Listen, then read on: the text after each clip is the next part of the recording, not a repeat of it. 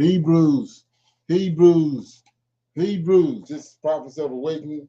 It's our Thursday night. It's our Women's Advanced Bible Study night, 15th of August, 2024.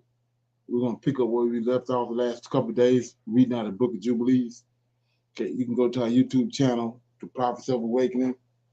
Um, Check out our videos. We have over 1,000 or so videos with a lot of information.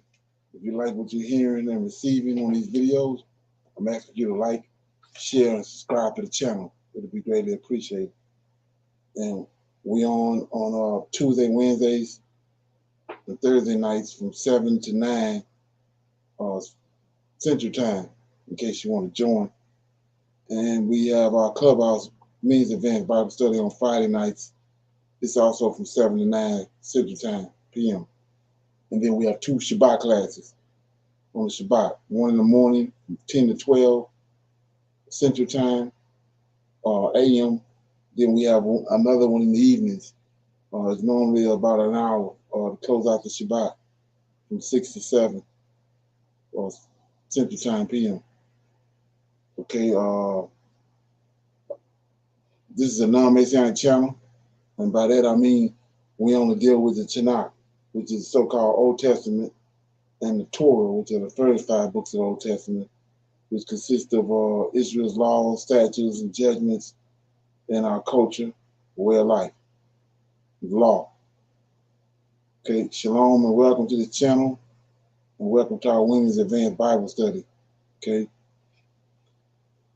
we're going to do our normal, which is a moment of silence, prayer. We're going to read the Psalms, and we have some women's health. Then we'll do some current events, need to know information, and then we'll open it up for anybody that have any questions, comments, want to dialogue about a specific topic. And then we'll go into our reading, which is continuing on out of the Book of Jubilees. Okay, this moment of silence is for the Lord of hosts and all that he's doing to bring about our prophesied deliverance in these last days. Oh Lord, we come this day, bow down and honoring you and praising you and believing in you. And we thank you for the wisdom and the knowledge that you have poured out upon the world and upon this channel. Okay? We see you, O Lord, within the Holy Scriptures, and we trust you with all our heart and with all our soul. Keep not that silence, but shine forth on our enemies in these last days with thy great power and thy great glory. Peace be unto you. Okay? We're going to read the Psalms. Shalom. I'm reading from Psalms 143, a prayer for guidance and deliverance, a song of David. Hear me, hear my prayer, O Lord. Give ear to my supplications. In thy faithfulness, answer me, and in thy righteousness. And enter not into judgment with thy servant. For in thy sight shall no man living be justified. For the enemy have persecuted my soul. He hath smitten my life down to the ground. He hath made me to dwell in darkness as those that have been long dead. Therefore is my spirit overwhelmed within me. My heart within me is desolate. I remember the days of old. I meditate on all thy works. I muse on the works of thy hands. I stretch forth my hands unto thee. My soul thirstieth after thee as a thirsty land. Shalah. I can't pronounce that. Hear Selah. me, Selah. What does that mean? Amen. You know, Okay, thank you. Hear me speedily, O Lord, my spirit faileth. Hide not thy face from me, lest I be like unto thee to them that go down into the pit. Cause me to hear thy loving kindness in the morning, for in thee do I trust. Cause me to know thy way wherein I shall walk, for I lift up my soul unto thee. Deliver me, O Lord, from mine enemies. I flee unto them to hide me. Teach me to do thy will, for thou art my God. Thy spirit is good. Lead me into the land of uprightness. Quicken me, O Lord, for thy name's sake. For righteousness' sake, bring my soul out of trouble and of thee. Mercy cut off mine enemies and destroy all of them that afflict my soul, for I am thy servant. That's Psalms 143, a prayer for guidance and deliverance. Okay, yeah, it's a couple of things that I wanted to shine light on. Uh, the first one is when you go to verse 6, it says, this is David talking, right? It says uh, that he remembered in verse 5, I remember the days of old, I meditate on all thy works, and I muse on the works of thy hands. So the works of thy hands is different. Like I said, that's when he's forming, made something, forming it, and then creating is different. So the works of thy hands is the earth and all the stuff that he's the environment in. So it says 6, I stretch forth my hands unto thee, my soul thirsted after thee, as in a thirsty land. So what are you talking about? Well, if we go to Isaiah 44 right quick, shine light on this. Go to Isaiah 44. And it says, this, I read this all the time. It's a prophecy of the last days. So it says, uh, chapter 44, verse 1.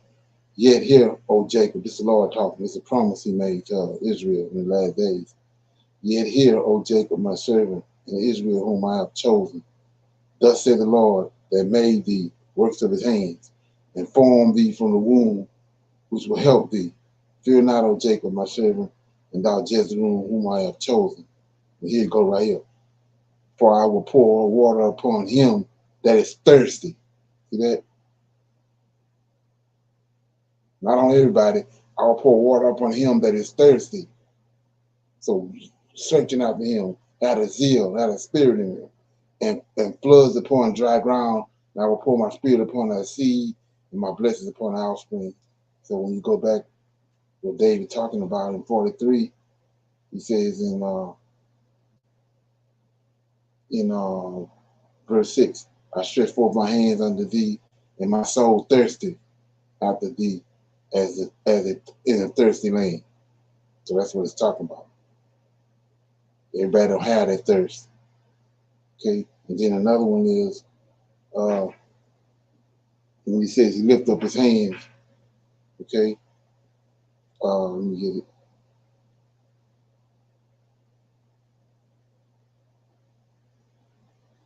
Verse 8, cause me to hear thy loving kindness in the morning, for in thee do I trust. Cause me to know thy way, wherein I should go, for I lift up my hands unto thee.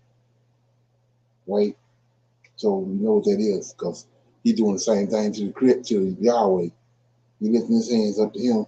David lifted his hands up to the Lord of hosts. Then it says, 9, deliver me, O Lord, from my enemies. I flee unto thee to hide me. Teach me to do thy will, for thou art my God. Thy spirit is good. Lead me into the land of uprightness. And then the last one I want to talk about was quicken. He said, quicken me, O Lord, for thy name's sake, for righteousness' sake, bring my soul out of trouble. So that's I keep going back to that in 2 Samuel chapter 23 when David passed away, his soul, because the body and the soul was separate. So when the soul, when he body passed, the body died, the soul was left. Wicked spirits was there to try to afflict him, to try to hold him to the earth. When he was the time for him to ascend back to heaven, where he came from, these wicked spirits try to hold him there. So he says in verse 11, quicken me, O Lord, for thy name's sake, for thy righteousness' sake, bring my soul out of trouble. That's what he's talking about. Okay. Any questions, comments? Okay. We got a women's health moment. Yes, sir. Shalom, everyone. Please note that the information that is shared is intended for general, informational, and educational purposes only and is not medical advice or recommended treatment. Tonight's discussion is on the toxic truth about our non-stick cookware. People around the world use non-stick pots and pans for their everyday cooking. The non-stick the non-stick coating is perfect for flipping pancakes, turning sausages, and frying eggs. It can be useful for cooking delicate foods that might otherwise stick to the pan. But there's controversy around non-stick coatings such as Teflon. First, we will need to understand what makes a pan non-stick. Non-stick cookware relies on a non-stick coating, often made from a chemical compound known as PTFE, or under the name brand Teflon. Some brands like Green Pan use a ceramic non-stick coating instead, though it loses its non-stick abilities faster than Teflon. The non-stick surface makes Teflon coated cookware convenient to use and easy to clean. It is it also requires little oil or butter, making it a low-fat way to cook and fry food. Next, we will understand the reasons why Teflon can be dangerous. At temperatures above 500 degrees Fahrenheit, Teflon coating on nonstick cookware starts to break down, releasing toxic chemicals into the air. Inhaling these fumes may lead to Teflon flu. Teflon flu is symptoms that look like you have flu and experience a condition called polymer fume fever, where you have which you will have body aches, chest discomfort, headaches, fever, chills. Studies have linked the chemicals in Teflon with health concerns such as low birth weight, thyroid disease, kidney, and cancer, and harm to children's immune systems. Teflon contains a compound known as C8, which is harmful to both your health and the environment. According to a large body of research, C8 disrupts normal hormone function and lowers testosterone levels in men. It has also been linked to various cancers and birth defects. If Teflon is scratched, you're increasing your risk of exposure to toxic chemicals. Cooking at high temperatures can increase off gassing of toxic chemicals into your food. Here are some ways to minimize health risks.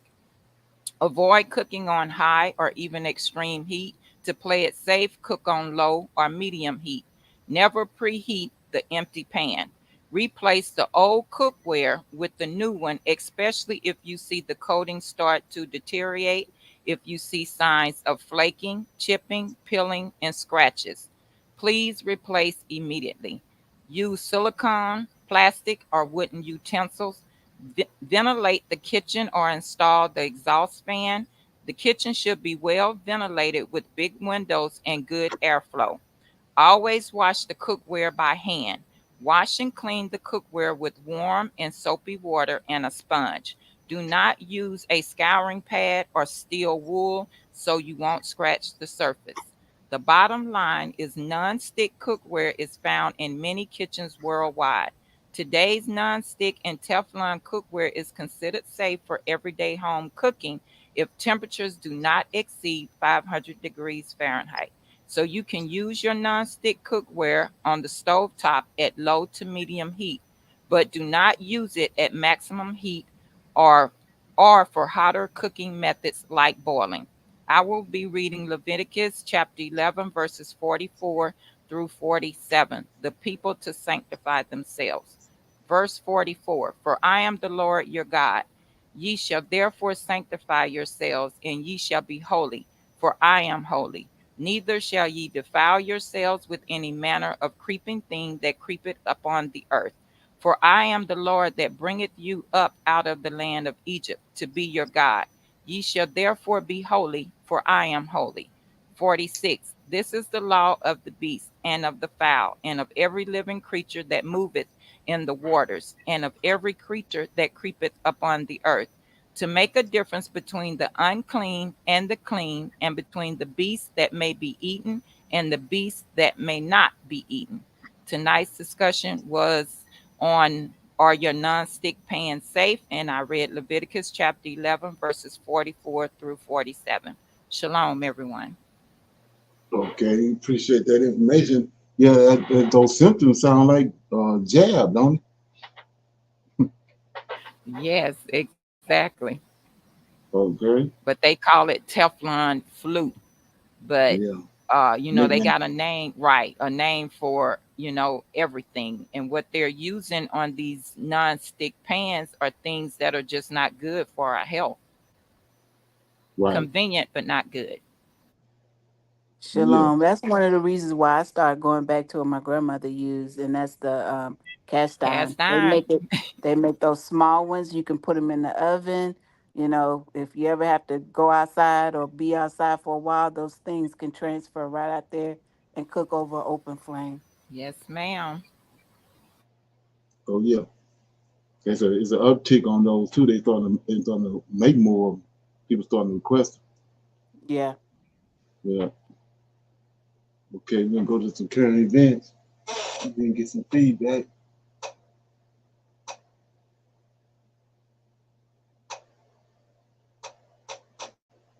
Okay.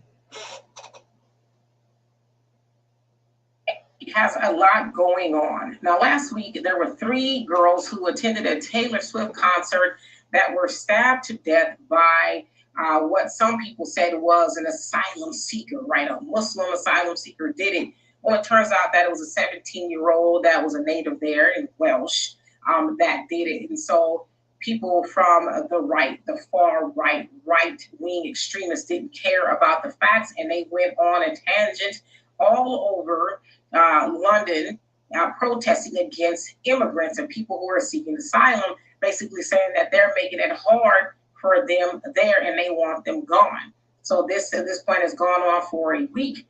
Now, I saw a video of a Black woman lamenting about what that is doing to her and other people who are going through that. Check it out. Minority Brits, Black and brown Muslim Brits, we're going to need a heap load of therapy after this. I'm laughing. We're going to need so much therapy. What's happening? We're going to need a truckload of therapy. We're going to need so much therapy. So just stay safe at the moment. I feel like we are on autopilot. We are on survival mode. Just trying to get through day by day. Plus, you saw and heard her say that they are very traumatized and they're going to need a lot of therapy. And when the grief hits, it's just going to be, hard to deal with. And right now, they're on survival mode. Now, this is not by any means a "I told you so" moment, but for the last year or so, we've seen a lot of other Black people all over the world admonish Black Americans, basically making fun of what our ancestors went through, saying that we have no culture, no identity, just laughing at us, right? Now, we have been going through what they're going through for a lot longer, right? Since, the 1500s, we've been going through that. Now, we're not enslaved anymore, but we are still suffering the effects of it. I mean, we still live in a time where you can see a Black man lynched in broad daylight in the middle of the street, right? So nothing has really changed for us. But now that the Black Brits, if you will, are going through a little bit of what we have gone through, now they're talking about being traumatized. Well, it's like if you think you've been traumatized due to a week of racism, and I'm not saying y'all don't go through racism all the time, but to that degree, what do you think we feel like through the trauma that has been passed down to us from our ancestors? We're still traumatized. Nothing has changed here for us. We still live in a very racist environment, but it's not fun, is it? It's not fun. And I would never dare poke fun at you because as a Black American who have been that my whole life, that's every day for us. Now, maybe not to that degree where people are rioting, but we have it to where we can walk in the store, a restaurant, a school, even in Congress, there's a lot of racism going on both sides of the aisle against Black Americans. We are still the most unprotected group of people here in America. So we're always traumatized. Every time we turn on the news or open our phone, we can see somebody Black being shot in the face by a police officer or being choked to death by a police officer, or even riding a train and somebody white who feels like they're Rambo can choke out a Black man and everybody will stand around and watch. So, maybe y'all will have some sympathy or empathy for Black Americans as you all are going through. And I feel like you guys are going to be all right. I don't think that'll be your everyday existence, but maybe now you'll say, okay, before we get on this app or this, social media stuff and talk bad about Black Americans, we need to think about what we just endured. So, okay, any comments on that? Shalom. I think it's interesting. I have a comment and a question, actually. I think it's Okay. interesting in the last year or two that there has been this sort of global idea that um, immigrants, period, but specifically Black people are in America being asked where they're from, as if somehow we would know that. And I know they're doing it to try to be cruel in some kind of way, but I just think that it's like a phenomena that is a question that's being asked, and that people are even thinking about, well, where do we really come from? I just think that it's interesting that that sort of phenomena is coming around, and people the issue is being raised about where do you come from, or go back to where you come from. I just wonder, do you think that has any spiritual significance to that? Oh yeah, it's got to do with actually you can go to Psalms 83. It's all the world, all the nations conspire together against us. They don't they it's just in them. They have a problem with who we are as a people, even if they might not even know who we are, but it's just in them. There's a spirit in them. Yeah, consciousness. Right. I just think Exactly. it's just fascinating to me that it's all, there's an eventuality that we are going to end up going back to where we come from, but to see it unfolding in the different nuances that it's going to come about, because that question is going to have to be raised.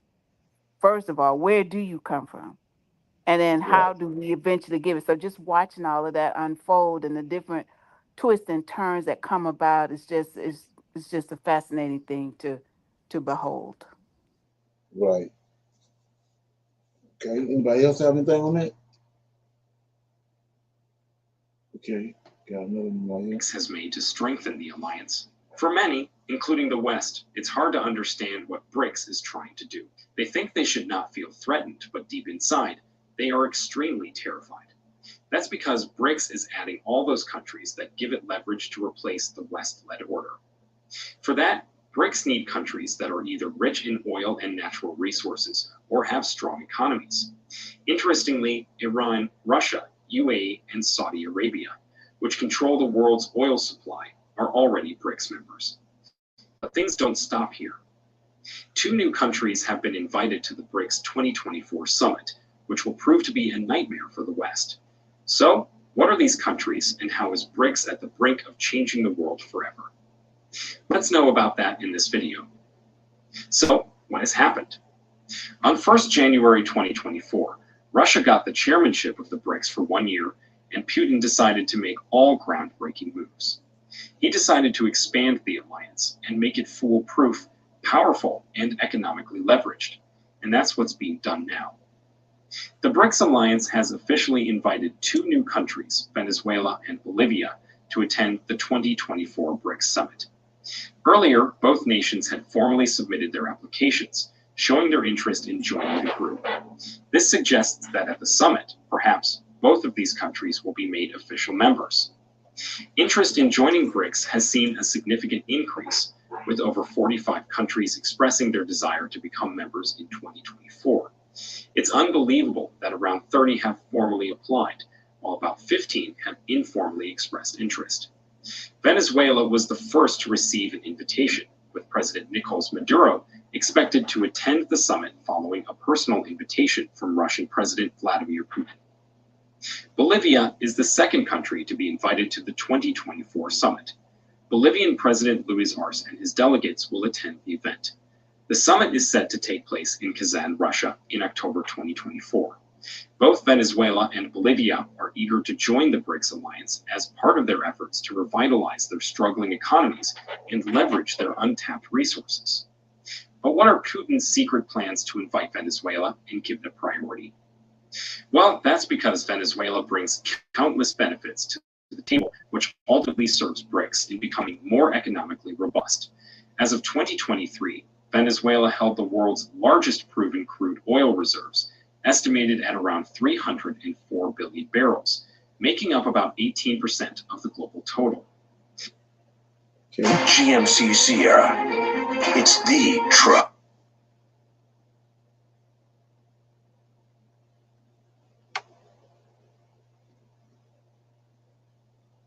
Libya has crude oil reserves of 298 billion barrels, followed by Canada's 168 billion barrels, Iran's 158 billion barrels, Russia's 108 billion barrels, and UAE's 107 billion barrels. And because Venezuela will become a BRICS member, the alliance will account for about 62% of the world's crude oil reserves. But there is a problem. Despite Venezuela's immense resources, its oil production has significantly lagged behind its potential, contributing just 0.8% to global crude oil output in 2023. This gap between what Venezuela has and what it produces highlights several challenges that BRICS could help address. Venezuela's massive oil reserves represent a key asset for BRICS, especially as the alliance looks to challenge Western dominance in global energy markets. If BRICS can help Venezuela boost its oil production, the group could gain more control over global oil supplies and pricing. And that's precisely what BRICS wants. By doing so, BRICS can launch a new currency as the dollar is also backed by the petrodollar economy system. In other words, it's a rule that the currency of that bloc will prevail who controls the world's crude oil supply. This is particularly significant because BRICS already includes major oil-producing countries like Russia, Iran, the UAE, and Saudi Arabia. Together, these nations could exert substantial influence over global energy markets. However, Venezuela has struggled to effectively monetize its oil reserves due to political instability, economic sanctions, and deteriorating infrastructure. BRICS could provide the financial, technological, and diplomatic support needed to revitalize Venezuela's oil industry. Here's a reminder to please like and share the video and subscribe to our channel to watch more videos on Africa's geopolitics, economy, and changing landscape. Let's continue now. By investing in infrastructure, adopting advanced extraction technologies, and building international partnerships, BRICS could help increase Venezuela's oil production. Monetizing these reserves would not only stabilize Venezuela's economy, but also provide BRICS with a new revenue stream, further strengthening its global economic influence. Beyond oil, Venezuela is rich in other valuable resources, particularly minerals like gold. The country holds the second largest gold reserves in the world, estimated at 7,000 tons. However, much of this potential remains untapped due to similar challenges affecting the oil sector. Okay, any comments on that? So that's 62% of the oil that BRICS have now. When you go back to what makes America great is the petrodollar. You can see that it's dwindling. So any day, we see all the things that's happening. We have like 60 days before the election, but look at all the things that's happening, transpiring. They have this conference right here in October. They got Trump being going to be sentenced September the 18th. We got all these things that's transpiring before the election. So it's definitely going to have an effect on the election. Okay. So this next thing I have, which is need to know information, is tied to that too. Let me play this. I don't know if anybody familiar with it or not. And this, like I said, this goes totally against what's been told us in the church in the New Testament. Okay. Endlessly, seemingly no end in sight. The U.S. limply looks on, makes some meaningless, disgruntled noises from time to time, some superpower we are. The ICJ ordered Israel to stop its genocidal attacks, to no avail. The ICC's threatened arrest warrants, well, they have failed to materialize as of yet, and we all wait with bated breath to see if Iran's retaliation in response to Israel's provocation will plunge the whole region into an even bigger and much more deadly war. It often feels like the Israeli state can just act with impunity, raining terror down on a trapped population with no one and nothing able or willing to stop them. But just below the surface, a doom spiral for the Israeli state may already have been set into motion, a mounting economic calamity that threatens to collapse the state entirely. The BDS move. This is what the Lord promised them in Isaiah, Ezekiel 35. This is going to be the event that's going to really shake the world up, because those people got the whole world believing that in 1948 they came back, and all the events that surrounding Israel returning back to the land, it ain't happening. And then when this happened right here, is when we rise. In their wildest dreams could never have imagined the economic toll that the Israeli state is basically inflicting on itself right now as we speak. So here are the details. Mondo Weiss compiled data is available on the Israeli economy, and the picture is really quite dire. Quote, over 46,000 businesses have gone bankrupt. Tourism has stopped. Israel's credit rating was lowered. Israeli bonds are sold at the prices of almost junk bond levels. And the foreign investments that have already dropped by 60% in the first quarter of 2023 as a result of the policies of Israel's far-right government before October 7th show no prospects of recovery. The majority of the money invested in Israeli investment funds was diverted to investments abroad because Israelis do not want their own pension funds and insurance funds or their own savings to be tied to the fate of the state of Israel. Now, those business closures, they may actually just be the beginning. An estimate cited by the Times of Israel found that up to 60,000 businesses might close before 2024 is over. This is a greater impact than the COVID pandemic shutdown and would only be exacerbated by an expanded war with Hezbollah and with Iran, the impacts of which, frankly, would be unfathomable. Just think about the realities right now, though, for the Israeli economy. Israeli workers have been called up to participate in the Gaza annihilation, undercutting the country's much celebrated tech sector. Another key sector, tourism, has completely dried up. Construction is at a standstill because the Palestinians that Israel relies on as cheap labor force have been banned from coming to work outside of the occupied territories.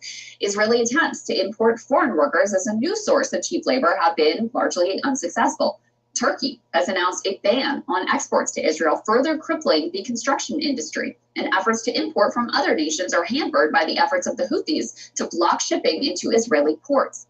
250,000 Israelis continue to be internally displaced as a result of the tit-for-tat war with Hezbollah, and panic has set in as Iran threatens a large response to the assassination of Ismail Haniyeh that occurred on their soil. Now, perhaps the biggest body blow, however, was Intel pulling out of a planned $25 billion investment in the state of Israel, an indication that capital is engaged in their own self-interested BDS, weighing the ever-rising risks of operating in Israel to be greater than the benefits. Even more trouble, though, could be ahead. Here again is Mondo Weiss. Israel's power grid, which has largely switched to natural gas, still depends on coal to supply demand. The biggest supplier of coal to Israel is Colombia, which announced that it would suspend coal shipments to Israel as long as the genocide was ongoing. After Colombia, the next two biggest suppliers are South Africa and Russia. Without reliable and continuous electricity, Israel will no longer be able to pretend to be a developed economy. So while the U.S. will apparently never cut Israel off of literally anything, including the 2,000-pound bombs that they use to drop on schools where displaced children are sheltering, the rest of the world apparently not so keen to continue doing business with this terrorist regime. There's another dynamic that's a little harder to quantify here, though. It came up in our recent interview with an Israeli Zionist analyst, Shael Ben Ephraim, who we brought in to discuss the right-wing riots that broke out in Israel to protect the right of Israeli soldiers to rape and torture Palestinian detainees. I asked Shael what this trend meant for the future of Israel if they continue to drift towards lawlessness in a state governed overtly by Jewish supremacy. I was frankly a little bit shocked by his response. I think there's going to be a lot of people in Israel who, if this continues to be the kind of government that they have in the long term, will leave. And those will be the most productive members of society. What it said in Proverbs. Come on, the fig tree supposed to be, JC said, when you see the fig tree blossom, that was it. Okay? Those will be the high-tech leaders, those will be the professors, those will be the literati, and so on and so forth, which is something that I think the extreme right in Israel wants, because that will help them run the country better. And there's an attempt to dismantle the Israeli judicial system, because that's the one check and balance the Israeli system has against this kind of power. So right now, Israel, similar to a lot of other countries in the West, but the United States, as an example, is having a battle for its soul. And I think if the liberal democratic forces in Israel lose, Israel will be lost. It's not going to be able to survive if it doesn't have allies in the world, and it's going to be sanctioned by everyone, treated like a pariah state. That liberal part of the country is what kept it part of the international community, and what kept it allied with the United States, and what kept it as a big trade partner for the EU. And if Israel loses that, it's not going to be able to survive. The extreme right fringe and the fundamentalists aren't going to be able to support the Israeli economy, aren't going to be able to support Israeli society, not in the long term. Many don't serve in the army. It's a disaster for Israel. If these people take over, and this is a step toward taking over, like, make no mistake, they're hindering the functioning of the state. If they completely take over, the state of Israel will not exist in the long term. And I think that's quite a possible outcome. So Shael alludes there to the fact that the most conservative, ultra-Orthodox members of Israeli society are increasingly represented in terms of governing ideology, but don't actually contribute too much to society. They tend to have large families, rely on government welfare, and receive a religious exemption from military service. So let's look at that right quick. This is just one example. Like I said, now these prophecies coming to pass, and they're being realized. So I'm in Isaiah 66. I've been reading these forever and a day, but check this out. Isaiah 66 says, thus said the Lord, it's verse 1. Thus said the Lord, the heavens is my throne, the earth is my footstool. Where is the house that ye built unto me? And where is the place of my rest? For all those things have my hands made, and all those things have been, said the Lord. But to this man will I look, even to him that is of a poor and contrite spirit, and tremble at my word. He that killeth an ox is as if he had slew a man, and he that sacrifices to a lamb is as if he cut off a dog's neck. He that offereth an oblation, as if he offered swine's blood, and he that burneth incense, as if he had blessed an idol. Yea, they have chosen their own ways, and their soul delighteth in their abominations. I also will choose their delusions, and I will bring their fears upon them, because when I called, none did answer. When I spake, they did not hear, but they did evil before my eyes, and chose that in which I delighted not. Now here you go right here. Hear the word of the Lord, ye that tremble at his word, your brethren, that's Esau, that's these people over here, opposing as Israelites. Your brethren that hate you, that cast you out, back in 143 BC, cast you out for my name's sake, said, let the Lord be glorified. But here you go right here. But he shall appear to your joy, and they shall be ashamed. That's where we at. We on his way back. When he do, these people gonna be ashamed. The world gonna find out who they are. They're gonna be reduced to the lowest parts of the earth. Americans, the Christians, and Edomites. That's what we're looking at. Because none of this has been prophesied. in the New Testament. It said that when they came back in 1948, when the fig tree blossomed, that was it. It was going to be peace on earth for 1,000 years. Christ is going to come back. The rapture. Okay? Any comments?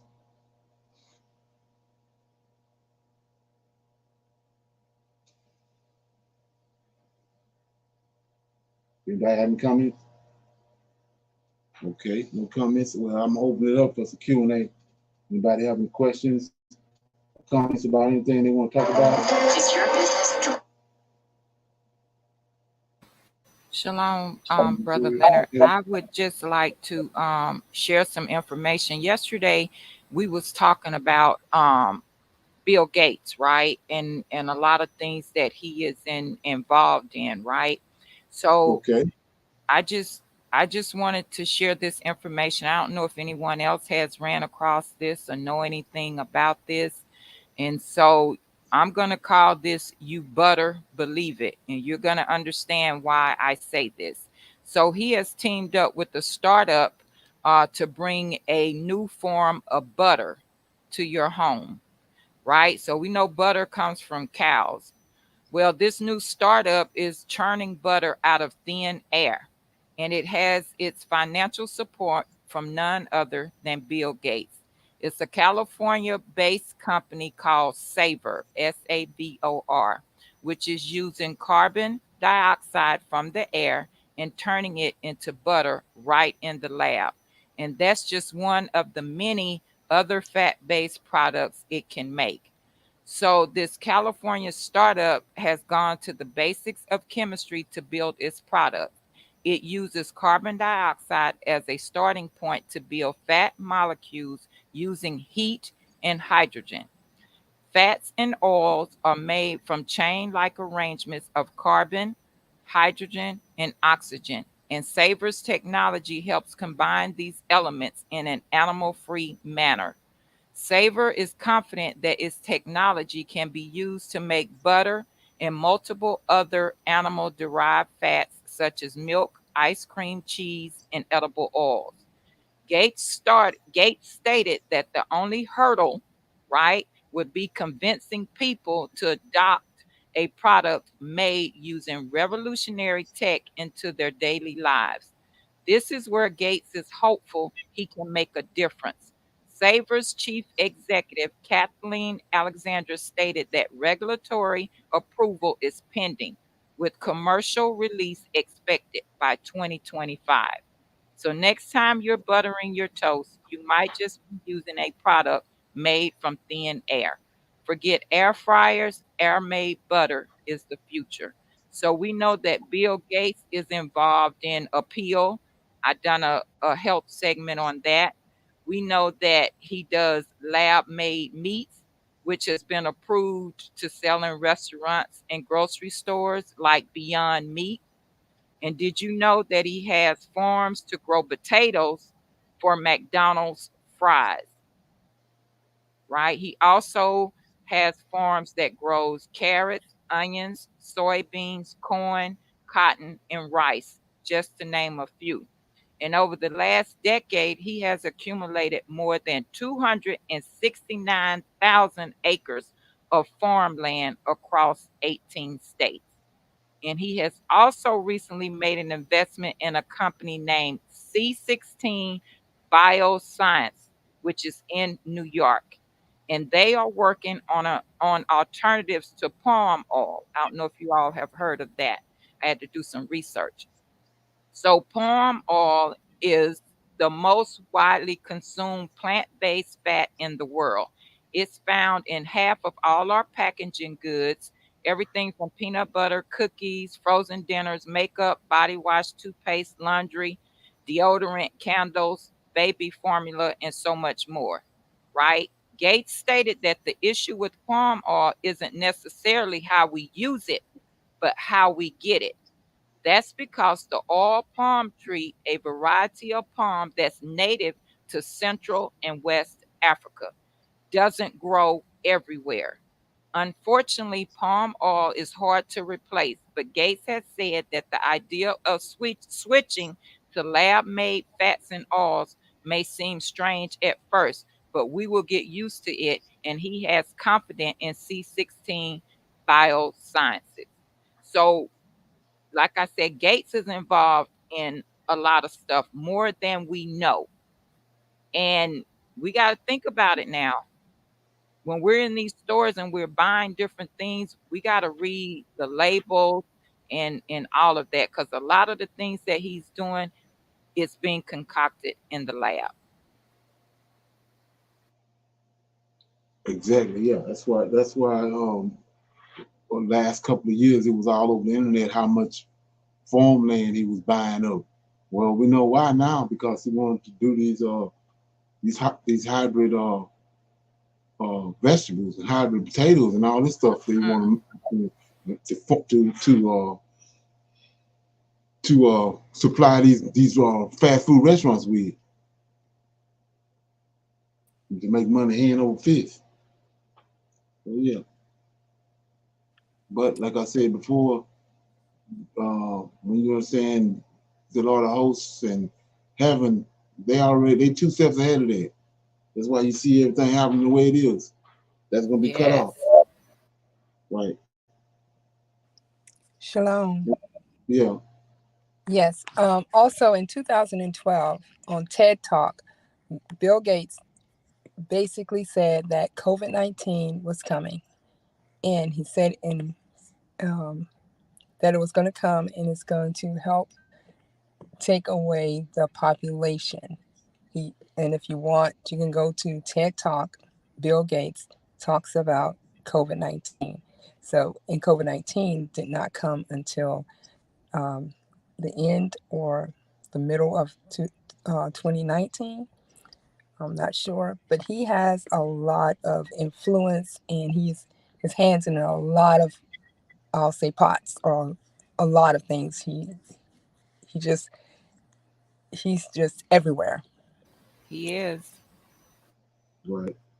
And they all working hand in hand with the Chinese. Believe that. It's the same people. They forefathers was working with Hitler. Same companies I told you that they shipped it over to China. Those same companies, DuPont, the Kissingers, and all those people was what's say the other people. They all was funded. The Bushes, they was all funding Hitler. Ain't nothing new under the sun. You can even go back to um, Napoleon. It's just been passed on.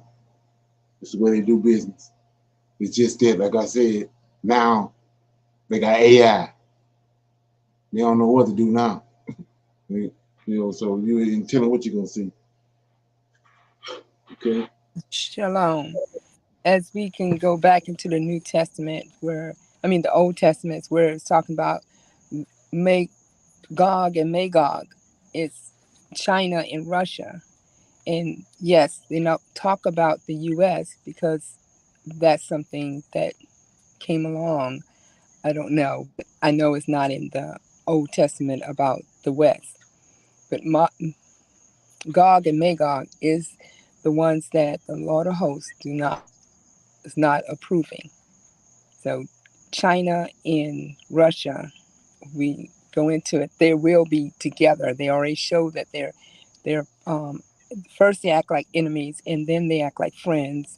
And with the BRICS coming together, and I know that's going to fall apart, but we also have to watch out for China and Russia if they team up again to do what they plan to do. Like Russia has things over here that we are not aware of. China does have a lot of farmland over here also. And at the time that Trump was in office, his um, daughter's husband, sister, did a lot of negotiations with China to sell land over here. So as we trickle down, what's going on and peeling back the onion, you would say, we'll find out a lot that's happening that, like you said, is right under our nose. They put it in plain sight. They won't watch. They won't recognize it. Yes, sir. We got a lot to, but the Lord of hosts is his, you know, his plans are not our plans.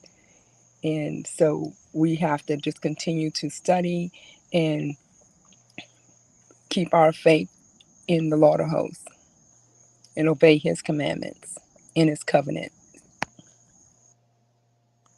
Exactly. Yeah. Right. So when you understand who Esau is, Esau came to when you say Isaac's sons, that's Jacob. That's Israelites, so-called Israelites. But when the Israelites, when the Edomites stole the land back in 143 BC, then they were ran out and they were sent to Spain. And like I said, the European nations, they was using usury against them, and they was using those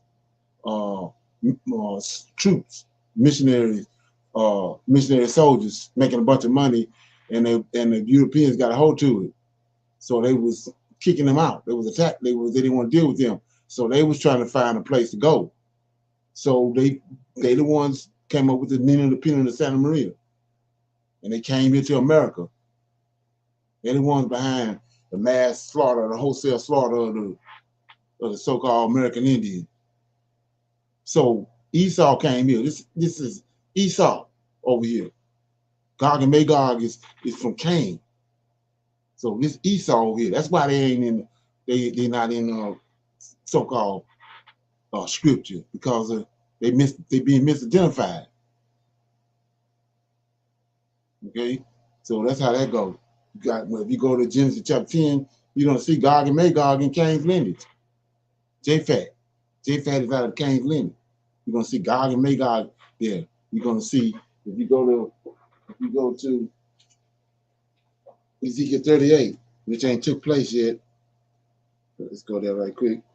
You go to Ezekiel 38. Okay. 38, and it says, verse 1, and the word of the Lord came unto Ezekiel, son of man, set thy face against Gog, the land of Magog, the chief prince. See that? A lot of people deal with Gog and Magog, but he goes on to say, the chief prince of Meshach and Tubal. So that takes you all the way back to Cain. These are the main ones. These are the main characters, Meshach and Tubal. And when you go to Genesis chapter 10, they are all right there. Let's look at it right quick. Genesis chapter 10, verse 2. The sons of Japhet, Gomer, Magog, Midian, Javan, Tubal, Meshach, and Tyrus. They are all right there. This is the reason I keep telling you, this ain't Noah's son. Because of these same people right here that's over in Genesis in the end times. And the Most High tells Ezekiel, just like he hate Esau, he hate these people. So how can they be Noah's son when he hate them? And they coming up in the last days to finish the Most High's bidding. So that's Esau that's over here. They came here, concocted America. He's going to use Gog and Magog to bring it down. Okay? So, I can play this video before we start reading. Some just general information.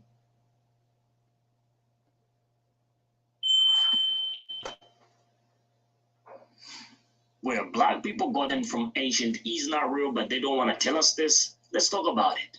Historians and those responsible for preserving historical records often present a diluted version of the past, which can obscure significant and uncomfortable truths. One such example is the history of slavery before the 16th century, particularly influenced by Islamic expansion. For instance, Islamic conquests from the 7th century onwards led to the enslavement of millions of people, including those from Belshazzar Empire and regions in Africa and Europe. Historical accounts, such as those documented by the medieval chronicler Ibn Khaldun, review the extensive nature of this practice. Now, If you didn't know, this often overlooked aspect of history indicates that in ancient Israel and the kingdom of Judah, individuals were also captured and enslaved, a fact sometimes minimized in mainstream narratives. Now, by examining these records into this video, we're going to gain a clear understanding of the complex and often troubling dynamics of historical slavery. Why? Ask the bloody question.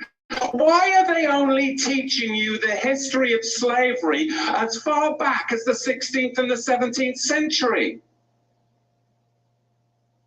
Why are they only going that far back? Because they don't want you to go farther back than that, because then you'll actually find out the truth. But from the 16th and 17th century, we teach you about slavery. You've got to go further back, and you've got to understand and question, why do they do this throughout the whole of America, in all the public schools? Why do they only go back as far as the 16th and the 17th century to talk about slavery? We've got to go further back than that. Because Islam designed infernal slavery. And then the Ashkenazi Khazars, those who say they are Jews and are not, are the ones that marketed it. And the regal nomads. So let's look at that real quick. Oh, yeah. So we go right back to Genesis. He brought up the Ashkenazi, right? Go right back to Genesis 10. And you see, there he is too. So we see this lie right here.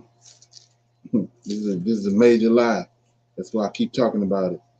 So you go to Genesis chapter 10, and you see verse 2 I just read.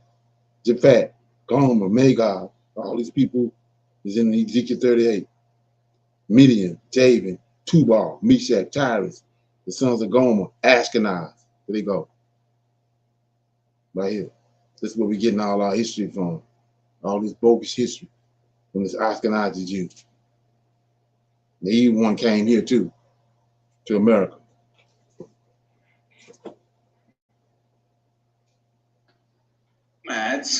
Exiled from the kingdom of Judah were the main recipients of it at the hands of the indigenous black Africans. Because you've got to understand, the regal class of the house of Judah came down from Israel, and they came into the land of the black Africans. Yeah. And the black Africans resented the... Two different people, like I said. When the Egyptians come up with Egyptology and all that, they only give you the history of that black African he's talking about. They don't know nothing about the Judean. They came from Adam. They give you part of the history.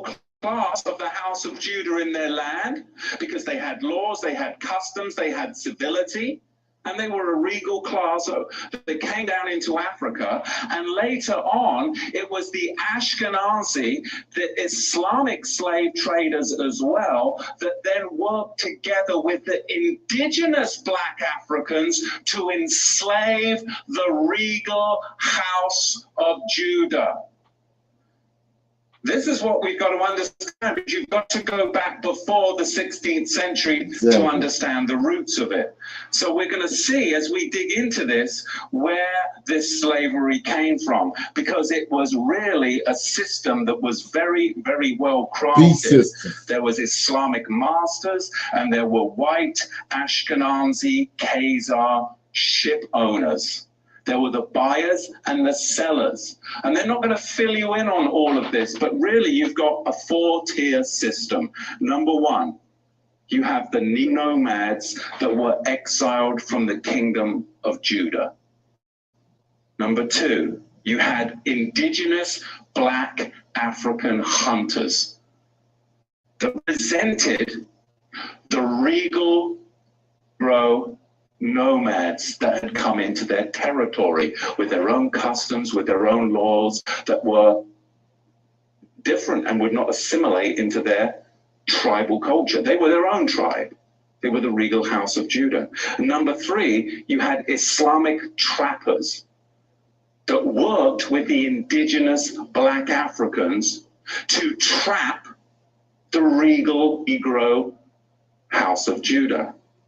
And then you had them sell them to the Ashkenazi ship merchants, along with many Portuguese and British Ashkenazi. So again, we've got the 4-tier system. Number one, we have the regal Negro nomadic class that are exiled from the kingdom of Judah. They are their own royal tribe in Africa. Then, number two, we have the native black African trackers. They're going to track them down. And number three, we have the Islamic trappers, because between 650 of the Common Era and 1900 of the Common Era, 10 to 20 million people were enslaved by the Arab slave traders. Over 20 million enslaved Africans were delivered through the Trans-Sahara route to the Islamic world. Can you get your head around that? That's not even touching the American. So let's look at that. So that was excluding the Levites. When you can put them in there too, but you got 12 tribes, and the Most High's prophecy that He gave Abraham, Isaac, and Jacob, that He's gonna multiply them. This is what people don't understand. So he had fulfilled that. So when they came in Africa, it was Negroes everywhere. And like he's saying, just the Arab slave trade. So what's going on? Like he said, let me read it. I'm in Deuteronomy 28. It says, 62. Deuteronomy 28 and 62. As ye shall be left few in number, whereas you were as the stars of heaven for a multitude, because thou wouldest not obey the voice of the Lord thy God. Then 63. And it shall come to pass. This is when it came to pass right here. Prophecy. It shall come to pass that as the Lord rejoiced over you to do you good and to multiply you, we talked about this yesterday, so shall the Lord rejoice over you to destroy you and to bring you to naught. And ye shall be plucked up off the land, whither thou goest to possess it. And the Lord shall scatter thee among the people, all the people, from one end of the earth even unto the other. And there ye shall serve other gods, which neither thou nor thy fathers have known, with the wood and stone. So that's where they went. Ain't no lost tribes. They know exactly where they went. So they went right into the hands of our enemies. All those people in Isaiah 48, Isaiah 83. He the hunter. He running them down. And then you got the Ashkenazi. He the one with the ships. They all was their enemies. They all working together. That's why the history they came together and subdued the history too, because it's going to point toward them. Play a little more of this. Over 80 million more blacks died at the hands of Islam en route. Before you even get to the Arab trade, the transatlantic slave trade. Jewish ship merchants. And of course, the Portuguese and the British Ashkenazi were the main buyers. Islam and the Ashkenazi, those that say that they are Jews and are not, were the main sellers. Does that make sense? You've got to dig into this further. We have the two tiers right there. We have the Islamic trappers, and then we have the Ashkenazi ship merchants. You see, the Romans, they were globalist slavers. They were globalists then and now. They just migrated to Gaul. So who was the Romans? Chechen. Go to Genesis chapter 10. They right there in Japhet lineage. In the way in hell, they know a son. Okay, anyway, so you want to watch all that. The title of the video is They Hid the 16th and 17th Century History from Black People and Feel the Truth. You want to check it out. Okay. Any comments before we start reading? Everybody good? Oh, yes, sir. Okay, so we started reading last night, Jubilees 28. Okay. Now let me see. Did I read 28?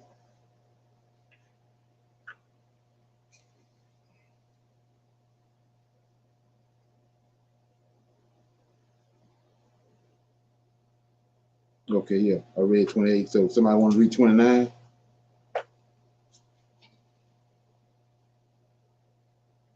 Shalom. Yes, sir. Jubilees chapter 29. And it came to pass when Rachel had borne Joseph that Laban went to shear his sheep, for they were distant from him a 3 days' journey. And Jacob saw that Laban was going to shear his sheep. And Jacob called Leah and Rachel, and spake kindly unto them that they should come with him to the land of Canaan.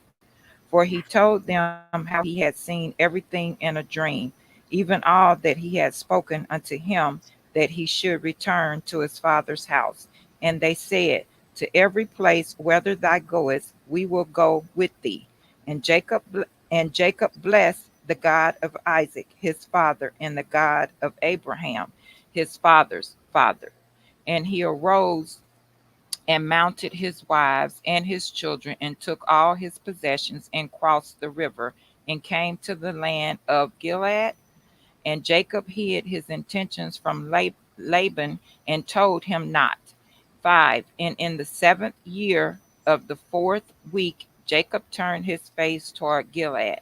And in the 1st month, on the 21st thereof, and Laban pursued after him, and overtook Jacob in the mountain of Gilead in the 3rd month, on the 13th thereof. And the Lord did not suffer him to injure Jacob, for he appeared to him in a dream by night. And Laban spake to Jacob. I'm sorry. And on the 15th of those days, Jacob made a feast for Laban, and for all who came with him. And Jacob sware to Laban that day, and Laban also to Jacob, that neither should cross the mount of Gilead to the other with evil purpose. And he made there a heap for a witness, wherefore the name of that place is called the heap of witness, after this heap. 9. But before they used to call the land of Gilead the land of the Rephaim, for it was the land of the Rephaim, and the Rephaim were born there, giants whose height was 10, 9, 8, down to 7 cubits. And their habitation was from the land of the children of Ammon to Mount Hermon, and to the seats of their kingdom were Karam, and Ashtaroth, and Edrei, and Mazur, and Beon. 11. And the Lord destroyed them because of the evil of their deeds, for they were very malignant, and the Amorites dwelt in their stead, wicked and sinful. And there is no people today which had wrought to fall all their sins, and they have no longer length of life on the earth. And Jacob sent away Laban, and he departed into Mesopotamia, the land of the east. And Jacob returned to the land of Gilead. And he passed over the Jabbok in the 9th month of the 11th thereof. And on that day Esau his brother came to him, and he was reconciled to him, and departed from him unto the land of Seir. But Jacob dwelt in tents. And in the 1st year of the 5th week, in this jubilee, he crossed the Jordan, and dwelt beyond the Jordan, and he pastured his sheep from the sea of the heap until Bethshan, and until Dothan, and until the forest of Akarabim. And he sent to his father Isaac of all his substance, clothing and food, and meat and drink, and milk and butter and cheese, and some dates of the valley. And to his mother Rebekah also 4 times a year, between the times of the months, between plowing and weeping and between autumn and the rain season and between winter and spring to the tower of Abraham. For Isaac had returned from the well of the oath and gone up to the tower of his father, and he dwelt there apart from his son Esau. 18. For in the days where Jacob went to Mesopotamia, Esau took himself a wife, Mahalath, the daughter of Ishmael, and he gathered together all the flocks of his father and his wives, and went up and dwelt on Mount Seir, and left Isaac his father at the well of the oath alone. And Isaac went up from the well of the oath and dwelt in the tower of Abraham his father on the mountains of Hebron. And thither Jacob sent all that he did send to his father and his mother from time to time, all they needed, and they blessed Jacob with all their heart and with all their soul. That was Jubilees chapter 29. Okay, yeah. So you see right here that well of hope. That's the well, the same well we was dealing with last night. That Abraham did when he made the decision, when he made the covenant with Amalek. When he took out the 7 ewe lambs. Yes, That's sir. the well. Yeah, that's like a marker right there. The well of oath. So he made an oath with Amalek. Same place. Okay. Anybody have a May I comment? ask I have a question. What's So that? what is really I'm not sure I really understand what's going on here though. Laban is his uncle, right? Is Jacob's Yeah, uncle. yeah, that's And Rebecca's he's brother. the right. Okay, Rebecca's brother. Okay, but yeah, that's still his uncle, right? right. So what is but he's the one who tricked him into marrying the two women, or at least the woman he didn't want. And then now the stuff that Michelle just read, I'm not sure I understand what's the point of all that. Well, it's the hand of the Lord. That's what I'm saying. When you are just another reason how you know it's not Yahweh. This is another being they're dealing with. So he when he says that I spoke it and I'm perform it, he got to perform it. What you looking at is him performing it. He's bringing about what Laman doing. He causing Laman to do it because he wants Jacob to have those two daughters, and he Mm, wants Jacob to have the 2 handmaids because he wants Jacob to have 12 sons. So he's bringing up. You can see his hand in making it happen. He already spoke it. Now he's making it happen.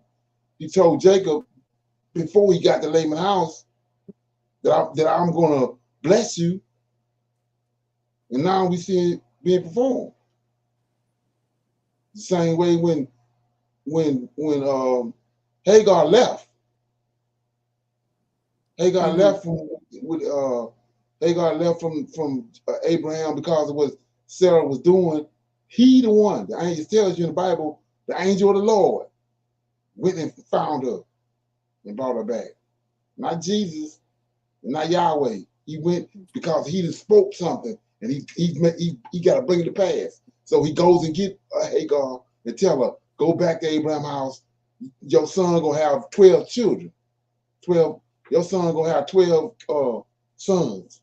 And he's gonna be a great nation. Go back to Abraham and submit to Sarah. He the one behind it. He told Moses in the Egypt, go down to the Red Sea. I'm going to get the Pharaoh and his army and bring them here. That's his hand. That's why he okay, said, my right hand is stretched out. That's what he's talking about. I understood. So I Right. understand that. So what's going on though in chapter 29 with him and Laban? It sounds like there's some type of conflict between the two of them. Yeah. Laban is a trickster. Mm-hmm. Laban is a trickster, but everything he do, like I was saying, when you see the hand of the Lord in it, the Lord is using him. He's a trickster, but he's being used. For example, he thought that when he told him, uh, he tricked him with Rachel when it was time for him to get Rachel. After 7 years, he gave him Leah, knowing that Right. was the custom already. That was the custom was you can't marry the younger daughter first. You got to marry the elder daughter first. Oh, that's a law. Like he said, it's wicked to marry the younger daughter before the other daughter. He knew that, but he tricked him. That's part of the Lord whole plan. She had 6 sons for Jacob, 6 of the 12 boys. Then he turned around and gave him Michelle or Rachel. I mean, Mm-hmm. so in order for him to get Rachel, he know how Jacob felt about Rachel. He said, work for him for 7 more years. Then he made a deal with him and said, the sheep, when you had a sheep, a man back then, his wealth was governed by his livestock. So he said, all the spotted sheep that are born from this day forward out of this flock is yours. And I keep all the solid color ones. Because he knew that was the custom. The custom was that it was way more solid colored sheep than spotted sheep born. But Yahweh, the Lord of hosts, turned it around and he started having, the flock started having all kind of spotted sheep. And the next thing you know, Jacob got all the sheep. Mm. So that's the beginning of him building his wealth. Right. So go back to what he did with Abraham, with Amalek. Remember? Amalek took his Yeah. wife. And then, Yeah. Yes. And then he gave him all that stuff. right, he gave him all that wealth. That's how he got Hagar. But I still don't quite understand. This just could be me. What's going on in 29 though between Laban and Jacob? What is all of this going on there? I mean, what exactly is happening? Is this the land that that we're learning about this? How he got the land? What is the I don't understand. No. Laman, remember when Joseph came into Egypt? And so Mm-hmm. Potiphar became rich. He became wealthy. He Oh, started, okay. you know what I'm saying? So Laman don't want him to leave. He said trying to trick Okay. him. Like he had 2 daughters, and after he used them up, now it's just time for Jacob to go. And you notice that what Michelle had read, that the Lord gave him a dream. He knew it was time for him to go, but he Mm-hmm. started trying to find a way to keep him there. And so And so, since he's doing that, that's just him helping him and telling us right, how he came about his money and right, stuff. right. And Okay. every time he make one move, the Lord of hosts make another one. And so with that right there, look at today. That's that's what's happening when we look That's at what I today. was just about to say. Yeah. You can use that parallel to the comment to the day how everybody's upset about what's going on Right, in this country. But one thing I always said was this God showing us the follies of them and who they are and how exactly. he bringing about the change. Yeah, I understand now. Thank you. Right, right. Okay. So I'm in chapter 30. Let me see. Okay, I'll read it. It says, in the first year of the sixth week, he went up to Shalom to the east of Shechem in the 4th month, and he went in peace to Shechem, and the son of Hamor the Hivite, the prince of the land, carried off Dinah, the daughter of Jacob, into the house, and he had sex with her, and he defiled her, and she was a little girl, a child of 12 years. So this is what's his name? Simeon. Simeon and Dinah are twins, right? I don't know if anybody know that. It's a girl and a boy twin. Say he begged his father and her brother that she might be given to him as a wife. Jacob was already his wife. You know, already humbled her. So Jacob and his sons were very angry because of the men of Shechem, and they had defiled Dinah, their sister. They spoke to them while planning evil acts, and they dealt deceitfully with them and tricked them. Simeon and Levi, see that Simeon, that's his twin sister. Simeon and Levi came unexpectedly to Shechem and executed judgment on all the men of Shechem and killed all the men whom they had found in it, and they did not leave a single one remaining in it. They killed all in hand battle because they had dishonored their sister Jane. Let it not again be done for now on that a daughter of Israel be defiled. Judgment is ordained in heaven against them, that they should destroy all the men of the Shechemites with a sword, because they had committed shame in Israel.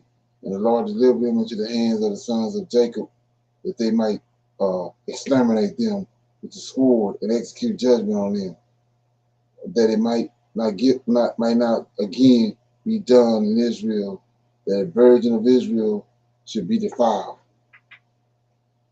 Okay, so let's look at that right quick. This is what I mean right here. So, what wasn't Mary defiled? Which Mary? Mary, Jesus' mom. By the Spirit?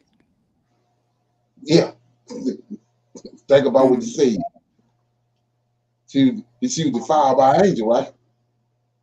Yeah, that's what. But it's supposed to be a giant, though. If they did Right, the same thing, right? right. But look what happened. This guy from Shechem came and went in to Rebecca. He didn't go through the law. I mean, to Dana, he defiled her. He came and defiled her. So Joseph found Mary with child. Come on, Mm-hmm. see how crazy that is? It says, if there is any man in Israel who wishes to give his daughter or his sister to any man who is of the offspring of the Gentiles, he shall surely die. They shall stone him. See that what I'm reading, right? And if there be any man in Israel who wishes to give his daughter or his sister to any man of the offspring of the Gentiles. Now Paul coming, and Matthew, Mark, Luke, and John, now the Gentiles being drafted in. Let that front man. Right. They shall stone him, for he has committed shame in Israel. See that? He has committed shame in Israel when he married a Gentile. They shall burn the woman with fire because she has dishonored. See that? The name of the Yeah. house of her father, and she shall be rooted out of Israel. See that? It go back to what I was saying about making you praying about something ain't got shit to do with the Israelite culture. You praying in vain. Say, hey, do not let an adulteress or let no uncleanness be found in Israel throughout all the days of the generations of the earth. For Israel is whole. So right here, this big contradiction. Do not, this is the Lord talking. Do not let any adulteress and let no uncleanness be found in Israel throughout all the days of the generation of the earth. Don't sound like he got no son coming to die for nobody right there, right? For Yeah, it Israel didn't is change. whole. Huh? No, I was just agreeing. Yeah, his Right, word doesn't change. That's just another example of that. right. For Israel is holy to the Lord. Every man who has defiled it shall surely die. They shall stone him. For it has been ordained and written in the heavenly tablets regarding all the offspring of Israel. So these are the same tablets I showed you in Daniel chapter 10 that Gabriel and Michael looking on. That's how they're able to prophesy. It says way back here, for it has been ordained and written on the heavenly tablets regarding all the offspring of Israel. He who defiles it shall surely die. He shall be killed by stoning. There is no limit of days for this law. There is no remission and no atonement. Can't nobody come and die for it. See that? The man who has Right. defiled the man who has defiled his daughter shall be rooted out from every corner of all Israel, because he has given his offspring to Moloch, a pagan god, to worship, or which involved burning of the child alive, and committed impurities and defiled his child. Moses, so JC, Yahweh's son, but he gave him up to be the hell beat out of him and stabbed in the side. pluck his beard. Let that ferment. It says Moses commanded the children of Israel to exalt them not to give their daughters to the Gentiles, and not to take for their sons any of the daughters of the Gentiles. But this is abominable before the Lord. It is because of this that I have written all the deeds of the Shechemites which had they committed against Dinah, and placed them in the words of the law for you. I have also written how the sons of Jacob spoke, saying, we will not give our daughters to a man who is uncircumcised, for that is a reproach unto us. It is a reproach to Israel that anyone that take a daughter of the Gentiles, for this is an unclean and abominable to Israel. Israel will not be free from this uncleanness if he has a wife of the daughters of the Gentiles, or he has given any of his daughters to a man who is of any of the Gentiles. Any of the Gentiles. That's Genesis chapter 10. All them people, right? There will be plagues upon plagues, curse upon curse, and every judgment and plague and curse will come if he does this thing, or if they ignore those who commit uncleanness, or defile the sanctuary of the Lord, or those who profane his holy name. If any of these happen, the whole nation together will be judged for all their uncleanness and profanation, I just said profane, of this man. So now you see why we're here, why we over here, right? Okay, there will be no judging people by their position, or no receiving fruits or offerings, or burnt offerings, or fat, or the fragrance of a sweet odor from his hands. It will be unacceptable. And so warned every man and woman in Israel who defiles the sanctuary. For this reason, I have commanded you, saying, give this testimony to Israel. See how the Shechemites and their sons fared. See how they were delivered into the hands of two sons of Jacob, and they killed them under torture. It was counted to them for righteousness, and it is written down to them for righteousness. The offspring of Levi were chosen for the priesthood and to be Levites, that they might minister before the Lord as we do continuously.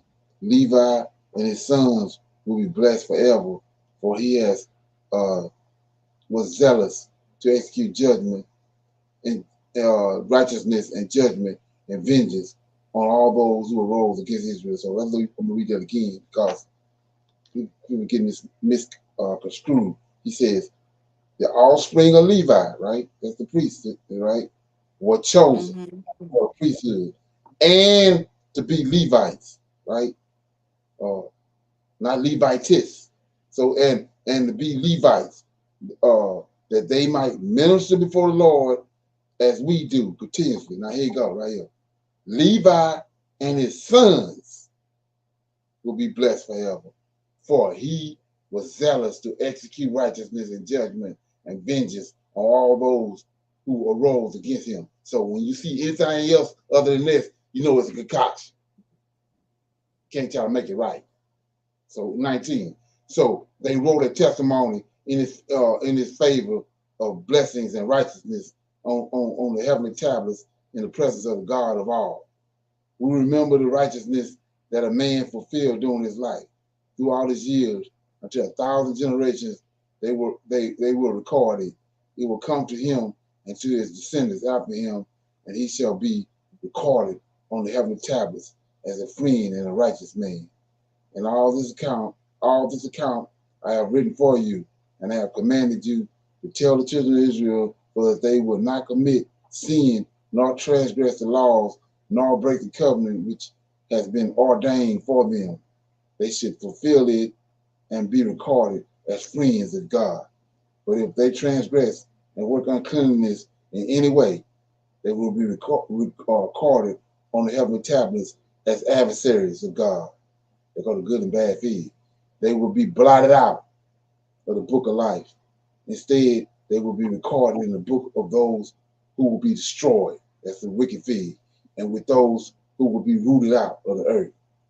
On the day when the sons of Jacob killed Shechem, it was written in the records in their favor in heaven that they had executed righteousness and uprightness and vengeance on the sinners, and it was written for a blessing. They brought Dinah, their sister, out of the house of Shechem. They took everything that was in Shechem's captive, in Shechem captive. They took their sheep, their oxen, and their donkeys, and all their wealth, and all their flocks, and brought them all to Jacob, their father.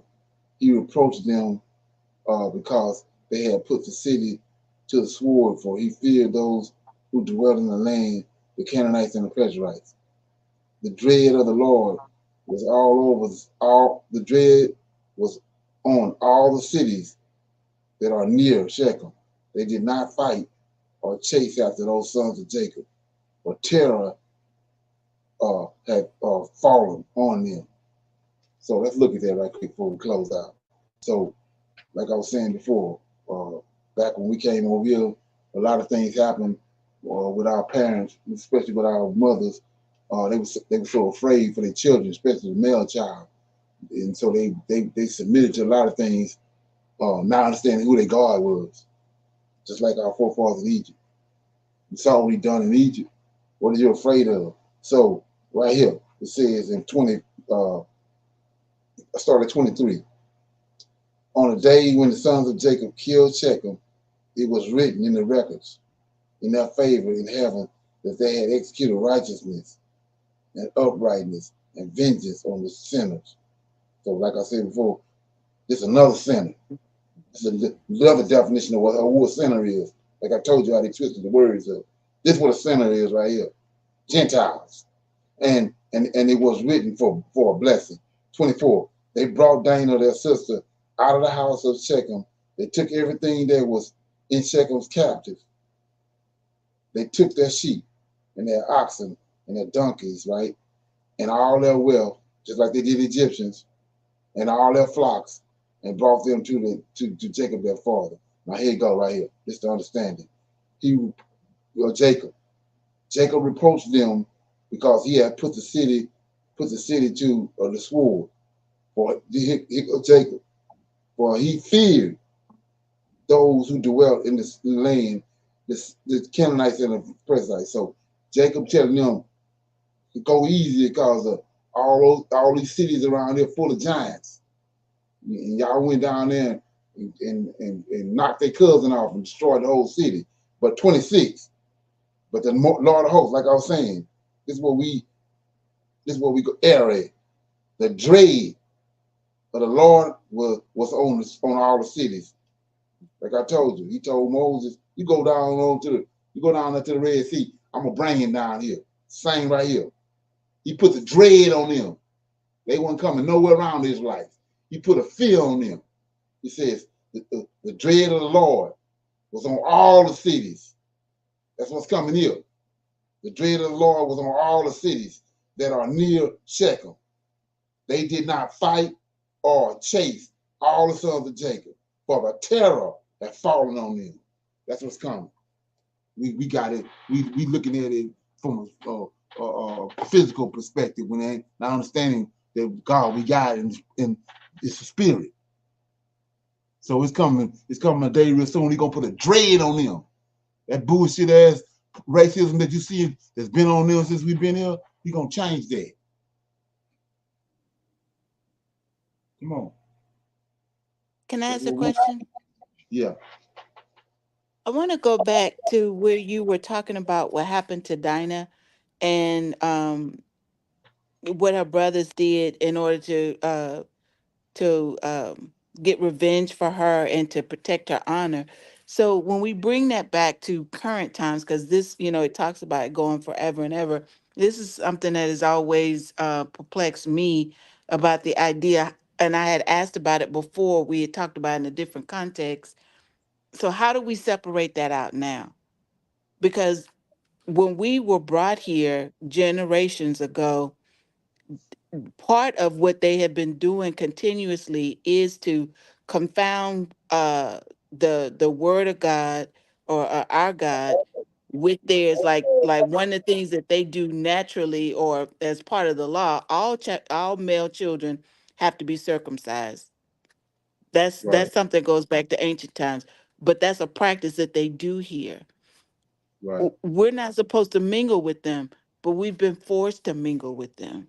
Well, So, that's why I'm saying. God, the Lord drove us over here hmm after we disrespected Him and rebelled against Him. Everything we happened over here, He done it. He drove us over hmm here. Right. He drove us over here. Yeah. so how? So go Go ahead. ahead. Now go No, ahead. you go ahead. No, Now I'm just, gonna I'm show just you. continuing to get. Go ahead, baby. I just gonna show you in Deuteronomy 28. Okay. Same thing I just read. The same thing He did to the Canaanites in the land of Israel after the son of Jacob destroyed that city. He put the dread on the he put the fear of the Israelites on those Canaanites, right? Mm-hmm. Well, here go this this part of the answer, what you the question you're asking. I'm in Deuteronomy 28. The first 14 verses is the blessings. Then I'm gonna pick it up and I'm in 15 where the curses start. And he says, but it shall come to pass. It's the Lord talking. It shall come to pass if thou wilt not hearken unto the voice of the Lord thy God, to observe and do these commandments and his statutes which I command thee this day, that these curses shall come upon thee. Who gonna bring them? Him, right? And and overtake thee. Now here you go. Cursed shall thou be in the field, in the city. Cursed shall thou be in the field. Cursed shall thou be thy basket and thy store. Cursed shall be the fruit of thy body, and cursed shall be fruit of the land, and the increase of thy king, and the flocks of thy sheep. Cursed shall thou be. Here you go, right here. Cursed shall thou be when thou comest in. Cursed shall thou be when thou goest out. The Lord shall send upon thee cursing, vexations, rebuke, and all that thou shalt set thine hand unto do, until thou be destroyed, and until thou perish quickly, because of the wickedness of thy doings, what it is thou hast taken. So it's no different in this than what we just read in Jubilees that he put on the Canaanites. Over here it's on us. That's how we able to be ran down and lynched.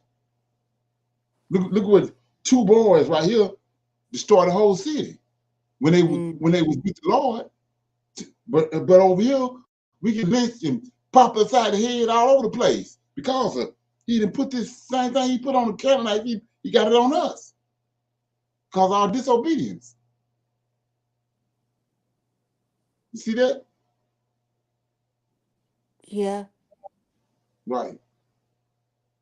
Now we see what we look at now. He lifting it, but this what's been on us. The reason why we couldn't get this. The reason Wall Street, Black Wall Street, and Greenwood, and all those places was happening because of he got the spirit on us. We can't defend ourselves. The dread of the Gentile, he had it on us. Mm. Yeah, right. That's why you see all that. Everything you see is his doing because it's a prophecy. It's nothing that we ain't dealing with. No time that's passing by that ain't been prophesied. Yeah. And that's where they messed up when they concocted the New Testament. Go ahead. No, I was just gonna say, I see that when you just kind of looking around when when we just talking among ourselves and we say stuff like we not our ancestors, and Right, you see people disrespecting someone, they not cowing down to them, they not trying to be peaceful. right, This generation, I would say Generation X and lower, or the ones the younger ones, they're not taking anything. They going right with it. They meet right. violence with violence. Right, and that's what he said. That's what he spoke in Isaiah, and he's gonna pour his spirit back out on us. That's why they like that. It's Yeah. kind of when you see that, you know that came to pass because that fear, that dread ain't on us no more. Right.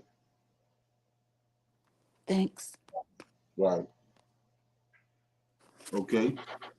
Anybody else got anything they want to bring up before we vacate the premises? Everybody good? Yes, For now. sir. Okay. So I'm gonna say shalom, shalom, and another shalom. We got our men's advanced Bible study tomorrow night on Clubhouse.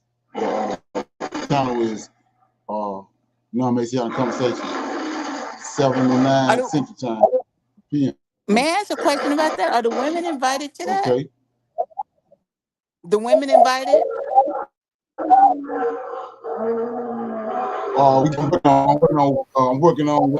I'm working on trying to. What my objective is to. Hold on, let me stop this.